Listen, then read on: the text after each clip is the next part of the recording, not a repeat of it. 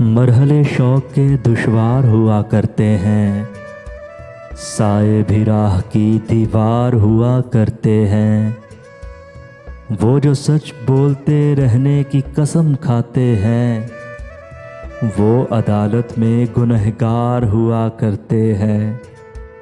सिर्फ हाथों को ना देखो, कभी आंखें भी पढ़ो। कुछ सवाली बड़े खुददार हुआ करते हैं।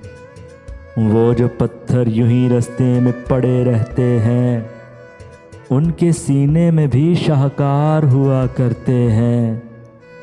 सुबह की पहली किरण जिनको रुला देती है, वो सितारों के अज़ादार हुआ करते हैं। शर्म आती है कि दुश्मन किसे समझे मोहसिन, शर्म आती है कि दुश्मन किसे समझे मोहसिन। दुश्मनी के भी तो मयार हुआ करते हैं, मरहले शौक के दुश्वार हुआ करते हैं। साए भी राह की दीवार हुआ करते हैं।